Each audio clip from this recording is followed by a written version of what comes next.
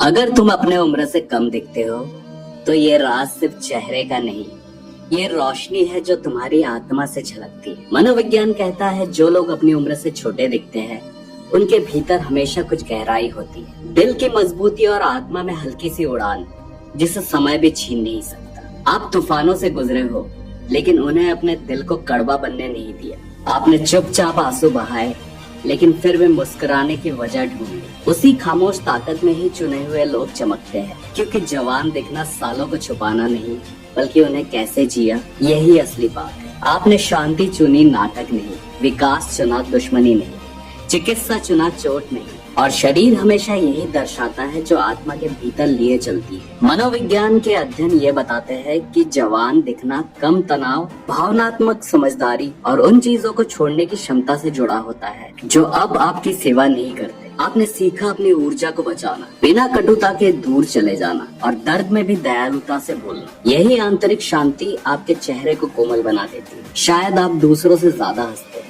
या शायद आप अब भी किसी कम उम्र के इंसान की तरह सपने देखते हैं, या शायद कभी खुशी से हार नहीं मानी, भले ही जिंदगी ने आपको हार मानने के हर कारण दिए हो। याद रखिए, असली आपको सालों से नहीं मापा जाता, ये लिखा जाता है। आप कैसे प्यार करते हैं, कैसे माफ करते हैं और कैसे नई शुरुआत करते हैं। कहानी का सार यही है, अगर तुम अपने उम्र से कम दिखते हो तो ये राज सिर्फ चेहरे का नहीं, ये रोशनी है जो तुम्हारी आत्मा से झलकती है। मनोविज्ञान कहता है जो लोग अपनी उम्र से छोटे दिखते हैं उनके भीतर हमेशा कुछ गहराई होती है, दिल की मजबूती और आत्मा में हल्की सी उड़ान जिसे समय भी छीन नहीं सकता। आप तूफानों से गुजरे हो लेकिन उन्हें अपने दिल को कड़वा बनने नहीं दिया। आपने चुपचाप आंसू बहाए लेकिन फिर वे मुस्कुराने की वजह ढूंढी। उसी खामोश ताकत में ही चुने हुए लोग चमकते हैं, क्योंकि जवान दिखना सालों को छुपाना नहीं बल्कि उन्हें कैसे जिया यही असली बात है। आपने शांति चुनी, नाटक नहीं,